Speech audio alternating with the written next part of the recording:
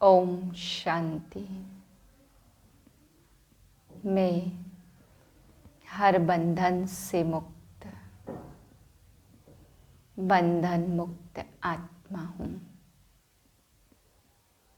सूक्ष्म और स्थूल सभी बंधनों से मुक्त हूँ।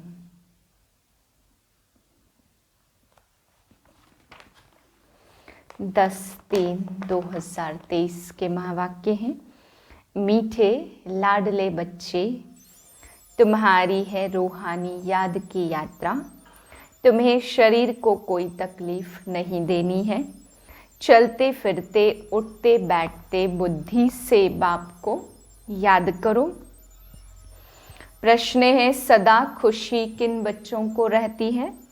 स्थायी खुशी न रहने का कारण क्या है?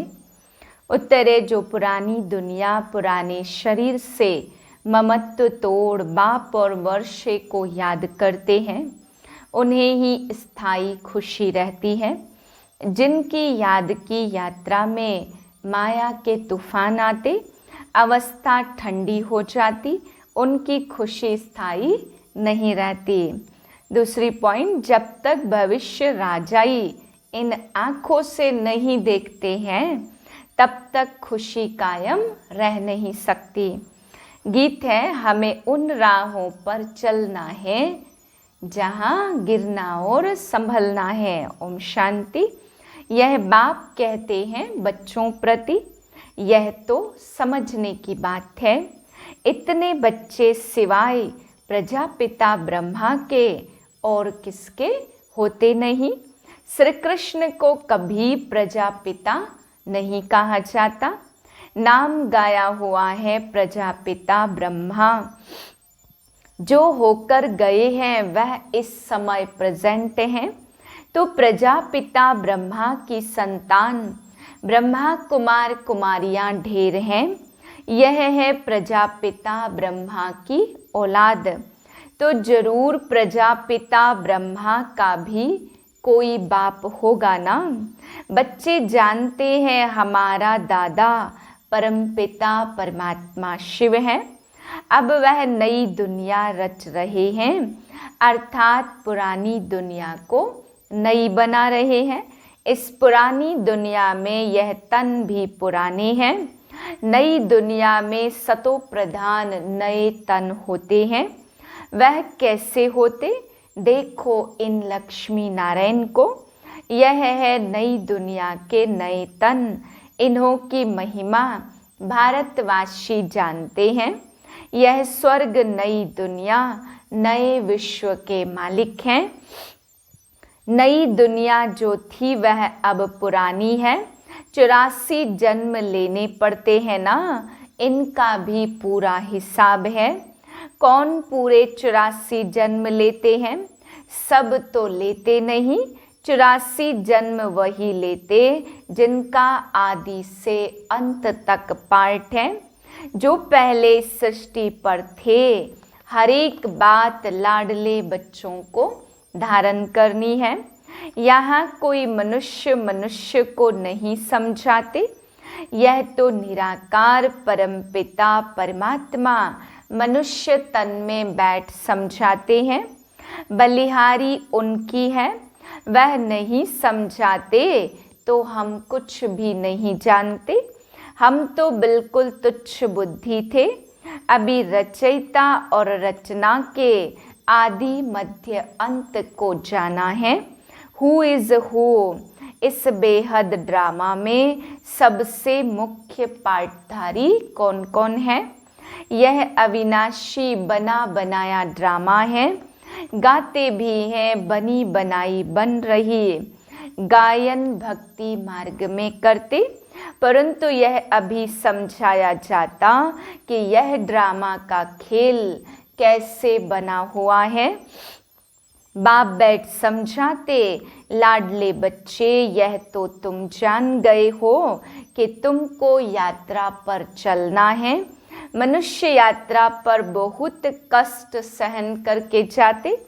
अभी तो एरोप्लेन ट्रेन आदि बहुत सहज निकली है। आगे तो मनुष्य पैदल यात्रा पर जाते थे। चलते चलते तूफान लगते थे, मनुष्य बेहाल हो जाते थे। फिर कोई वापस लौट आते थे तो आधा कल्प द्वापर से लेकर जिस्मानी यात्रा चलती है। भक्ति मार्ग में मनुष्य यात्रा पर क्यों जाते हैं? भगवान को ढूंढने। भगवान कहीं बैठा तो नहीं है। भगवान के जड़ चित्र पूजे जाते हैं। जो होकर जाते उनके जड़ चित्र बनाते हैं। चैतन्य में तो भगवान मिल न सके। शिवलिंग आदि यह सब जड़ चित्र हैं। जड़ चित्रों को देखने के लिए यात्रा करते हैं। यह एक भक्ति मार्ग की रस्म है। जानते हैं परंतु कोई की भी बायोग्राफी को नहीं जानते कि यह कौन है, कब आए थे। शिव जयंती मनाई जाती है परंतु उनको भी जानते नहीं। आजकल तो इस उत्सव को भी उड़ा दिया है क्योंकि इनका नाम रूप आदि प्रायः लोप होना ही है। अभी तुम जानते हो, ऊंचते ऊंच ज्ञान का सागर, सुख का सागर, सागर से अभी हमको ज्ञान मिल रहा है। वही बेहद का बाप अभी प्रैक्टिकल में है। अमरनाथ भी शिव बाबा है। दिखाते हैं बर्फ का लिंग बन जाता। मनुष्यों को ठगने के लिए गपोड़े तो बहुत लगाए हैं। तो उस जिस्मानी यात्रा पर तकलीफ बहुत होती है। यह है रूहानी यात्रा। इसमें शरीर की कोई तकलीफ नहीं है। तुम बच्चे समझते हो हम बेहद के बाप के बच्चे हैं। भक्ति मार्ग में जन्म जन्मांतर याद करते आए हैं। अब स्मृति आई है। बाप कहते हैं तुम 63 जन्म ढूंढते ढूंढते उतरते गए। पहले एकदम कड़ी नौधा भक्ति करते, फिर भी दुनिया को तमो प्रधान तो जरूर होना है। जाड़ वृद्धि को पाता है जरूर। एक भी मनुष्य वापस मेरे पास आ नहीं सकते। नाटक में सबको अपना पार्ट बजाना है। सतो रजो तमो में आना है। नंबर 1 का ही मिसाल ले लो। नंबर 1 लक्ष्मी नारायण सतो प्रधान थे, अब तमो प्रधान बने हैं। माताओं का नाम ऊंच किया जाता। इस समय तुम बाप के बने हो। वंदे मातरम कहते। माता सदैव पतिव्रता होती, पुरुष कभी पत्नी व्रता होते नहीं हैं। इस समय तुम बाप के बने ब्रह्मा कुमार कुमारी हो। कहाँ कहाँ हरिद्वार आदि में उन्हों के मंदिर बने हुए हैं। नहीं तो वास्तव में मंदिर उनको कहा जाता जिनमें देवताएं होते। सन्यासी लोगों का कभी मंदिर नहीं होता। मंदिरों में तो देवताएं रहते क्योंकि उन्हों की आत्मा और शरीर दोनों पवित्र हैं। इन महात्माओं की आत्मा भल पवित्र है परंतु शरीर पवित्र मिल नहीं सकता क्योंकि तत्व भी तमो प्रधान है। अभी तुम देवता बन रहे हो। बनाने वाला है परमपिता परमात्मा। यह है सतो प्रधान संन्यास और वह है रजो प्रधान संन्यास। यह बाप के सिवाय कोई सिखला न सके। तो बाबा ने समझाया कि वह है जिस्मानी यात्रा और यह है रूहानी यात्रा। इसमें कर्मेंद्रियों का कोई काम नहीं, कुछ भी तकलीफ की बात नहीं है, बहुत सहज है। वह जिस्मानी यात्रा अनेक प्रकार की है, यह रूहानी यात्रा एक ही है। यह है राजाई के लिए यात्रा। यह लक्ष्मी नारायण का चित्र सामने खड़ा है। दुनिया थोड़ी जानती कि इन्होंने यह राजयोग की यात्रा कर यह पद पाया है। तुम बच्चे जानते हो इन्होंने यह प्रारब्ध कैसे पाई। कोई ऊपर से नई आत्माएं तो नहीं आई जिनको भगवान ने राजाई दे दी। इन्हों को पुराने से नया बनाया हुआ है, जिसको रिजुवनेट व काया कल्पतरु कहा जाता। तो बाप बैठ समझाते इन्होंने रूहानी यात्रा की थी। राजयोग बल की यात्रा से यह बने। तुम बैठे हुए अथवा चलते फिरते उठते बैठते यात्रा पर हो। तुम सिर्फ बुद्धि से बाप को याद करते हो, याद से ही दौड़ी पहनते हो और तुम्हारे विकर्म विनाश होते। जितना जल्दी विकर्म विनाश होंगे उतना जल्दी गले का हार बनेंगे।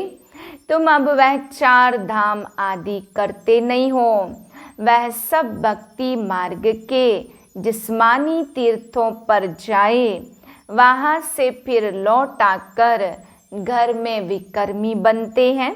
जितना समय यात्रा पर रहते उतना समय निर्विकारी बनते। आजकल तो हरिद्वार में जाकर देखो, पंडे लोग बड़े गंदे रहते। लोग यात्रा पर जाते तो पवित्र रहते और वहाँ के रहवासी पंडे लोग अपवित्र रहते। तुम्हारी यात्रा कितनी स्वच्छ है, कुछ भी धक्का आदि नहीं खाना है। बाबा कहते लाडले बच्चे उठते बैठते चलते फिरते सिर्फ मुझे याद करो। यह आत्माओं से बात कर रही है। आत्मा इन ऑर्गन्स द्वारा सुनती है, आत्मा मुख से बोलती है, आत्मा आँखों से देखती है। आत्माएं इन आँखों से दिखाई नहीं पड़ती, ना परमात्मा दिखाई पड़ता। दोनों को दिव्य दृष्टि बिगर देखा नहीं जा सकता। समझा जाता तब कहते हमारे में आत्मा है। हमारी आत्मा दुखी है, परमात्मा भी आत्मा से बात करते।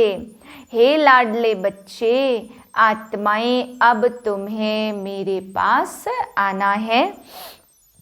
मैं तुमको यात्रा सिखलाता हूँ। तुम पवित्र बनने सिवाय मेरे पास आ नहीं सकते। आत्मा पवित्र है। पहले पहले आत्मा सतो प्रधान, फिर सतो रजो तमो गुनी होती। शरीर भी सतो रजो तमो होता। सतो प्रधान को गोरा और तमो प्रधान को सावरा कहा जाता। कितनी समझ की बात है। तुम जानते हो आत्मा परमात्मा अलग रहे बहुकाल। अब कोई साइंस घमंडी नहीं जो कह सके कि आत्मा की प्रवेशता कैसे होती। वह इन बातों को बिल्कुल नहीं जानते। मोस्ट बिलवेड बाप है। भक्ति मार्ग में भगवान को याद करते। ऐसे नहीं कि सब भगवान हो। सब भगवान हो तो भक्त आराधना वंदना साधना क्यों करते, किस लिए करते, जानते कोई भी नहीं है। अब तुम बच्चे यात्रा पर हो। बाप कहते बच्चे संभल संभल कर चलना है। तूफान तो बहुत आएंगे, तुम याद करने की कोशिश करेंगे। माया बुद्धि योग तोड़ देगी, फिर वह अवस्था ठंडी हो जाती, खुशी का पारा हट जाता। नहीं तो खुशी का पारा स्थायी रहना चाहिए। इन आँखों से वह राजाई देखते हैं तो खुशी कायम रहती। यहाँ तुम बुद्धि योग से जानते हो कि राजाई मिलती है। राजाई के लिए हम पढ़ रहे हैं। इन आँखों से नहीं देखते हो, इसलिए माया घड़ी घड़ी भुला देती है।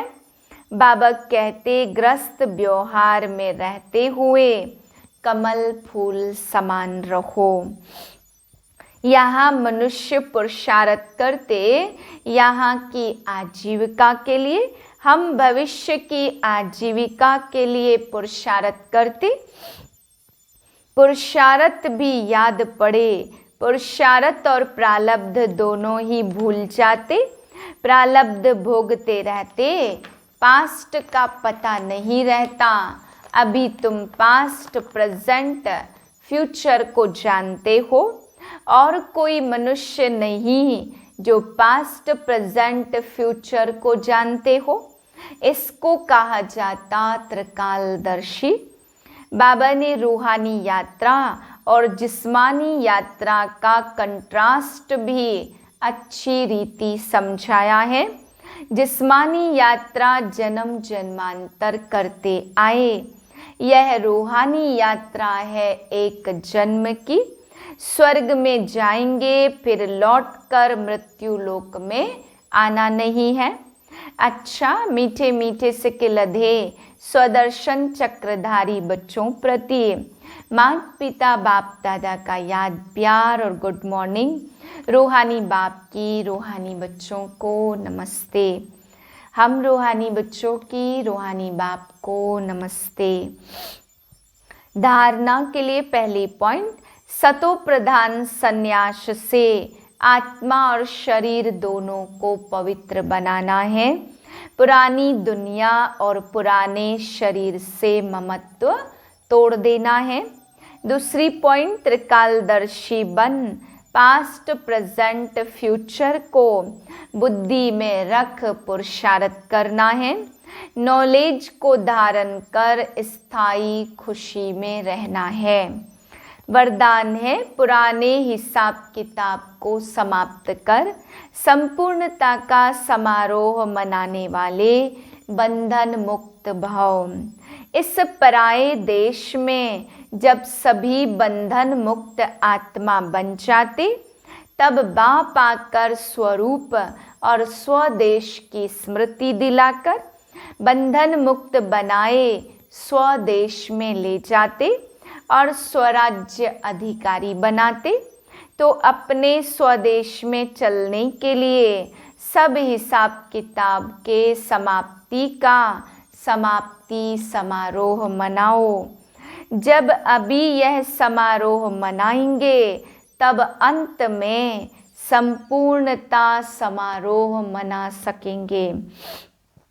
बहुत काल के बंधन मुक्त ही बहुत काल के जीवन मुक्त पद को प्राप्त करते हैं। स्लोगन है, अपने उमंग उत्साह के सहयोग और मीठे बोल से कमजोर को शक्तिशाली बना देना ही शुभ चिंतक बनना है। ओम शांति।